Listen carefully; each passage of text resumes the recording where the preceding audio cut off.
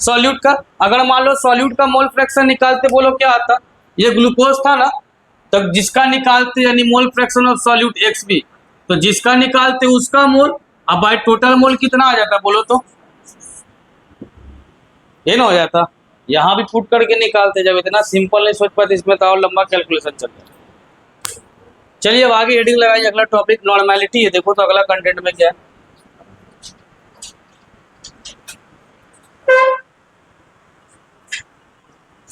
इस बार का जो आप लोग का जो टेस्ट है, कितने तारीख को टेस्ट है,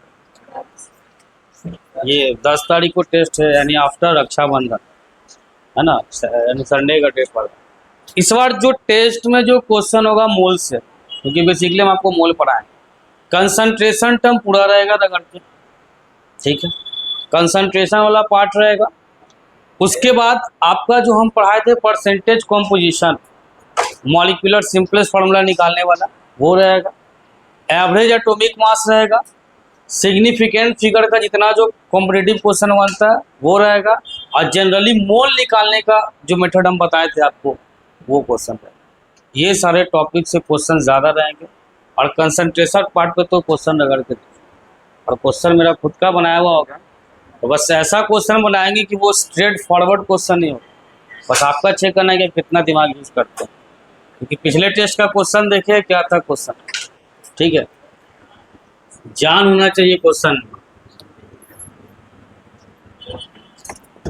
चलो आते हैं आज नॉर्मेलिटी पे, हेडिंग लगाओ, नॉर्मेलिटी है ना। चलो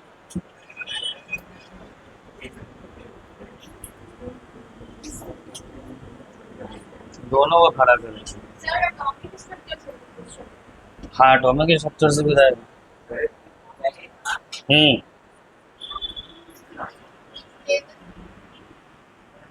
ये बस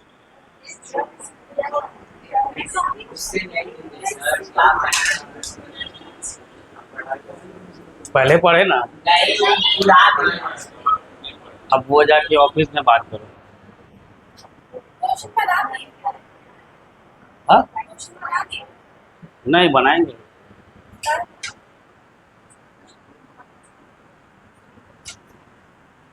नॉर्मेलिटी को समझते ध्यान से, पहले ये हंसने की जगह कंसेप्ट समझो, ज़्यादा बेनिफिट करेगा। इन नॉर्मेलिटी को समझना क्या, ये नॉर्मेलिटी भी जस्ट लाइक मोलैरिटी की तरह है। अरे यहाँ फोकस करो पहले, इसीलिए क्वेश्चन नहीं बनता। तो हम लोग बेसिकली जान रहे थे, हम लोग वॉल्यूम ऑफ सॉल्यूशन लेते थे, हम वॉल्यूम ऑफ सॉल्यूशन लिए तो कहते थे कि वॉल्यूम ऑफ सॉल्यूशन में अगर मोल ऑफ सॉल्यूट को मिला दोगे, इसको ऑन करना, वॉल्यूम ऑफ सॉल्यूशन में किसको मिला दोगे, मोल ऑफ सॉल्यूट को मिला दोगे, तो बताओ ये क्या हो जाएगा। वॉल्यूम ऑफ सॉल्यूशन कितना लिए गए, 1 लीटर। तो 1 लीटर वॉल्यूम ऑफ सॉल्यूशन में, 1 लीटर वॉल्यूम ऑफ सॉल्यूशन में तुम मोल ऑफ सॉल्यूट को मिला दो तो ये टर्म क्या कहला जाएगा, मोलैरिटी कहलाया जाएगा। यानी 1 लीटर सॉल्यूशन में जितना मोल ऑफ सॉल्यूट मौजूद होगा वो सॉल्यूशन की क्या बता देगी, ये बात आपके दिमाग में है। ठीक इसी तरीके से, और आपको पता है कि फिर मोल निकालने का फॉर्मूला होता है, मोल निकालने का फॉर्मूला होता है क्या, गिवन वेट और बाय क्या करते थे, मोलर वेट। यही से हम लोग फॉर्मूला को डिराइव किए थे, जनरल टर्म फॉर्मूला। ठीक उसी तरीके से जब नॉर्मेलिटी को डिफाइन कर रहे हैं तो यहां पे क्या आता है, number of gram equivalent weight of solute, बस। अब ये क्या होता है, तो जितना number of gram equivalent weight of solute कहाँ मौजूद होगा, 1 लीटर सॉल्यूशन में, तो उस टर्म को हम लोग क्या कह देंगे, नॉर्मेलिटी। इस टर्म को क्या कह दिए, मोलैरिटी। अब आपका कंफ्यूजन कहाँ पे है कि भाई ये ग्राम इक्विवेलेंट वेट ऑफ सॉल्यूट क्या होता है, ये number of gram equivalent weight of solute क्या होता है। यहाँ कंफ्यूजन नहीं था क्योंकि आपको पहले से मोल के बारे में पता था। तो बस यहाँ से केवल क्या निकालना है कि number of gram equivalent wait कैसे निकलता है, number of gram equivalent wait कैसे निकलता है। जैसे आपको पता है कि मोल कैसे निकलता था, given weight by molar weight. तो number of gram equivalent weight निकालने का भी तरीका है, number of gram equivalent weight निकालने का तरीका है क्या? गिवन मास और by equivalent weight, by equivalent weight. देखो तो इसी तरीके से चल रहा है, given mass by molar mass था, वहां गिवन मास बाय क्या निकल के आ गया? Equivalent weight. लेकिन फिर आपको ये टर्म आ गया कि मोलर मास तो आप जानते थे कि कैसे निकलता है, इक्विवेलेंट वेट कैसे निकलता है? तो फिर इक्विवेलेंट वेट निकालने का भी एक फॉर्मूला होता है। Equivalent weight is equal to क्या होता है? तो equivalent work molar mass, molar mass. अब बाय हम लोग यहाँ से क्या निकालते हैं? Valency factor. क्या निकालते हैं?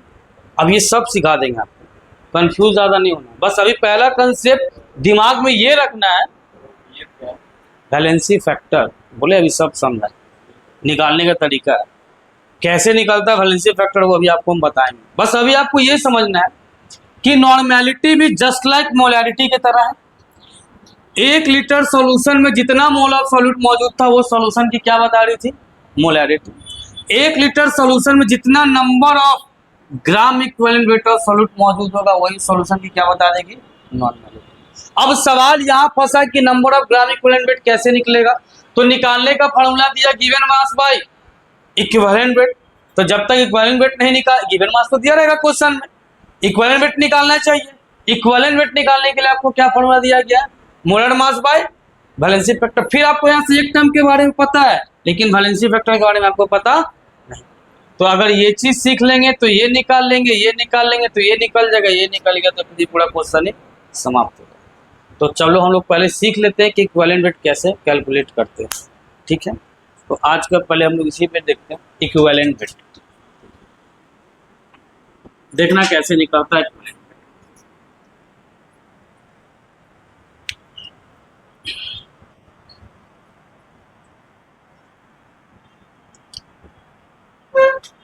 इक्विवेलेंट वेट, इसको हम लोग ईबी से इंडिकेट करें। निकालने का तरीका क्या है? Equivalent wait molar mass by valency factor, bye valency factor VF, इसको शॉर्ट फॉर्म में वैलेंसी फैक्टर कहते हैं। अब ये वैलेंसी फैक्टर कैसे निकलता है ध्यान देना बहुत अच्छे से। ये जो वैलेंसी फैक्टर है, वैलेंसी फैक्टर जिसको शॉर्ट फॉर्म में VF कहते हैं, ये 3 चीज पे डिपेंड करता है, 3 चीज पे डिपेंड करेगा। पहला जो टर्म आएगा वो होगा एसिड। वो क्या हो जाएगा? एसिड। आपको पता है कि एसिड क्या होता है? वो सब्सटेंस जो H+ आयन दे। तो एसिड के लिए हम लोग लिखेंगे valency factor depend on number of H+ ion. Acid के लिए किस पे डिपेंड करेगा? Number of H+ ion. हम यहां पे कुछ एसिड ले लिए और यहां पे उसका क्या लिख ले रहे? जैसे तुम HCl लिए, H2SO4 लिए, H3PO4 लिए, बताओ यहां पे कितना H मिलेगा? कितना H मिलेगा? कितना? 1 मिलेगा। Valency factor 1। यहां कितना हो जाएगा? 2। यहां कितना हो जाएगा?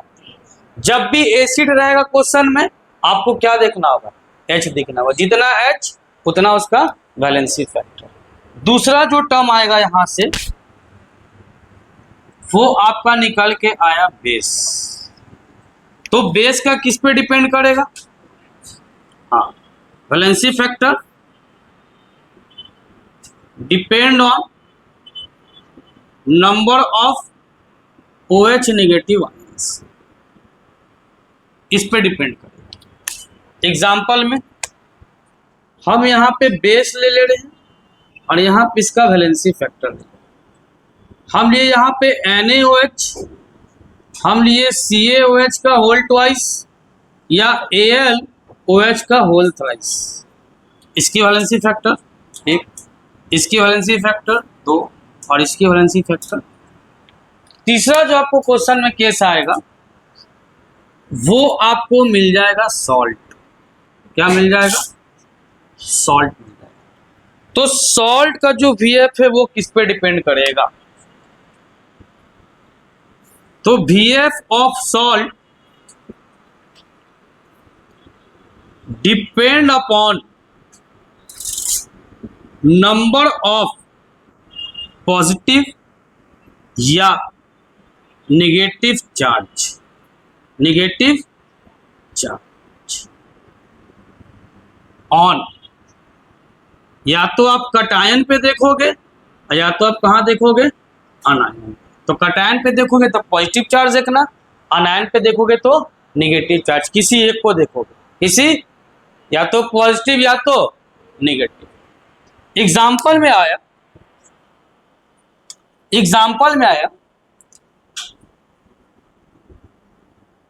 MgCl2। जब ये टूटता है तो देखो इस पे चार्ज कैसे डेवलप होता है, इसको भी सिखाते हैं। ये मैग्नीशियम और क्लोरीन है।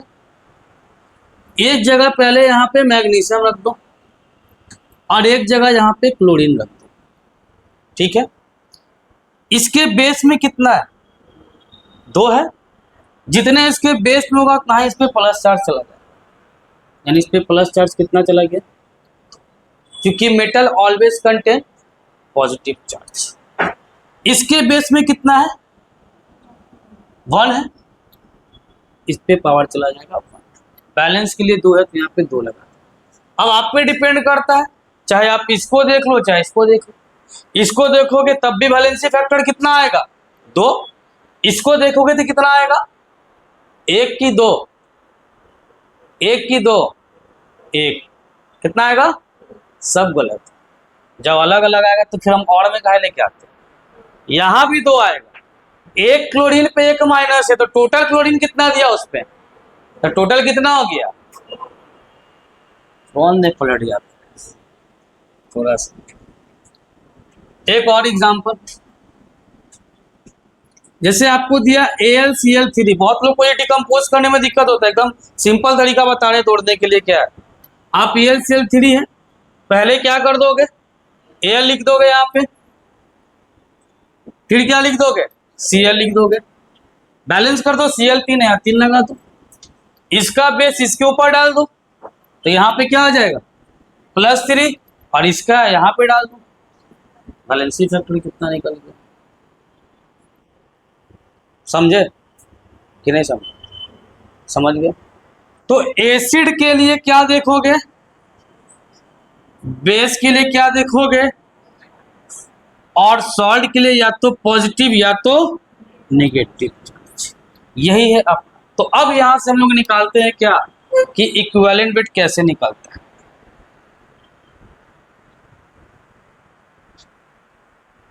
Calculate number of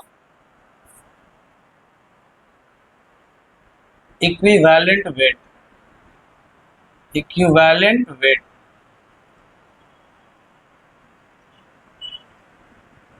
in the following: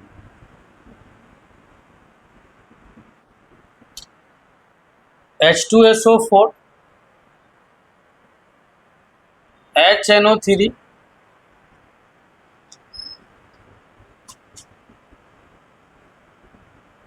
NaCl, चौथा MgOH का होल ट्वाइस। हम एक का निकाल दें, इक्विवेलेंट वेट इसका निकाल दो, H2SO4 का। तो H2SO4 का निकालोगे, EB ऑफ H2SO4, इसका मोलर वेट कितना आता है? H2SO4 का निकालोगे तो 98। क्या ये सबको आता है कि ये भी नहीं आता? पूरे मोल में सिखाया मोलर वेट कैसे निकलता है, 98 आएगा। अब ये एसिड है तो किस पे फोकस करोगे? तो 2 हाइड्रोजन है, कितना H प्लस आयन दे देगा? 2 से डिवाइड कर दोगे, क्या निकल के आएगा? समझ गए कैसे निकलेगा इक्विवेलेंट वेट? किसी को प्रॉब्लम इक्विवेलेंट वेट निकालने में? जब इक्विवेलेंट वेट निकालना सीख गए तो अब हम लोग को क्या निकालना होगा? Number of gram equivalent wait. हम इधर सिखा रहे हैं। बाकी आपके लिए दिए 3 क्वेश्चन बनाने के लिए, इधर देखो।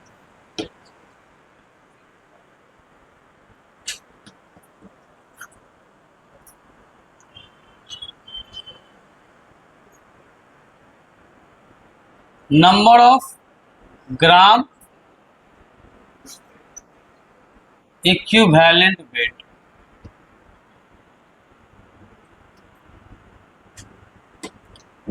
अब number of gram equivalent weight निकालने का फॉर्मूला क्या है? गिवन वेट और बाय क्या कर देना है? इक्विवेलेंट। इक्विवेलेंट, ये फॉर्मूला है इसका। क्वेश्चन है यहां से,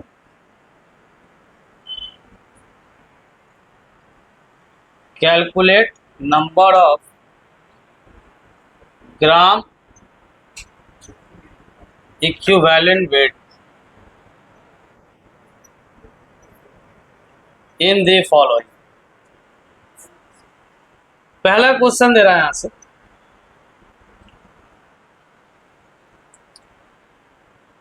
$98 ग्राम H2SO4 में पूछा कि number of gram equivalent wait कितना, क्योंकि हम एक का निकाल चुके। तो यहां से लिखोगे number of gram equivalent wait. तो बताओ गिवन वेट कितना दे दिया? 98। क्या इसका हम इक्विवेलेंट वेट निकाले थे कि नहीं निकाले? निकाले थे। कितना आया था? डिवाइड दे दी, कितना? ये बात समझ में आया कैसे निकले? तो 2 टर्म था, एक इक्विवेलेंट वेट और दूसरा number of gram equivalent wait. अगर ये आप समझ गए तो नॉर्मलिटी आपके लिए कुछ नहीं बच्चा। ये समझ गए कैसे निकलेगा? चलिए तो उसको नोट कीजिए, 2-3 क्वेश्चन इसका सॉल्व कीजिए, 2 इसका सॉल्व कीजिए, फिर नॉर्मलिटी क्या है।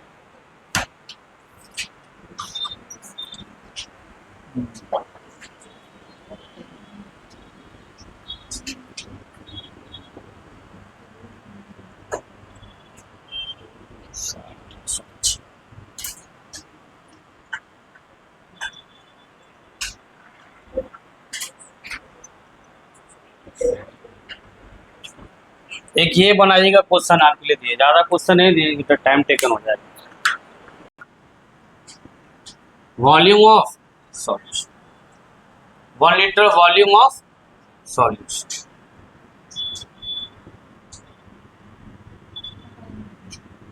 इज नोन एज, क्या कहला जाएगा? नॉर्मलिटी। अब तो समझ गए कि 1 लीटर सॉल्यूशन में जितना number of gram equivalent weight of solute मौजूद है वही सॉल्यूशन की क्या बता देगी? नॉर्मलिटी। किससे डिनोट करते हैं? It is denoted by, it is denoted by capital, capital. यहां से फॉर्मूला लेके आ, फॉर्मूला में तो normality is equal to N is equal to क्या कह रहा है? Number of gram equivalent weight, और बाय में क्या कह रहा है? Volume of solution. ये किस में लोगे? लीटर में। अगर मिलीलीटर में लेते हो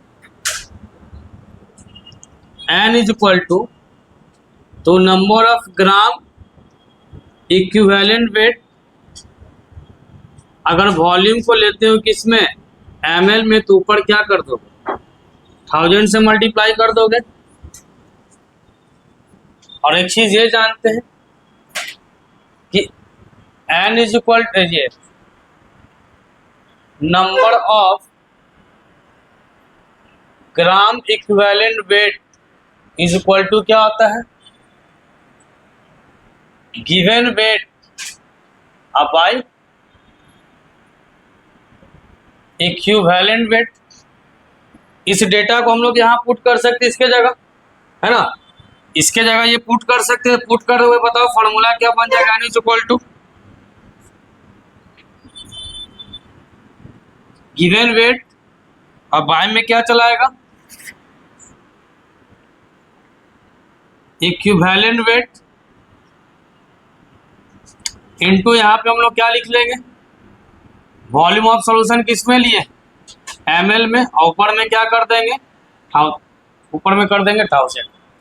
तो यहाँ से एक चीज, ये गिवन वेट की जगह हम लोग क्या ले लेते हैं, WB, इक्विवेलेंट वेट की जगह क्या ले लेते हैं, EB।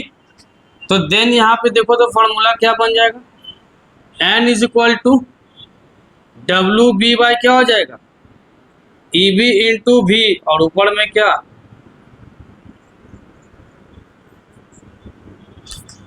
तो यहीं से अगर EB निकालना है तब तो फॉर्मूला यहाँ से फिर बन जाएगा कि WB इज इक्वल टू क्या हो जाएगा, N into EB into V, अब बाय में क्या 1000। और मान लीजिए नॉर्मेलिटी देके भी पूछ लेगा या V निकालना होगा यहाँ से, तो V इज इक्वल टू क्या हो जाएगा, WB इंटू 1000, अब बाय में EB इंटू M। यूनिट की बात करते हैं,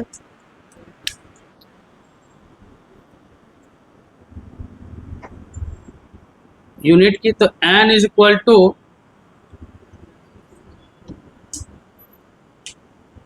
ग्राम इक्विवेलेंट पर लीटर।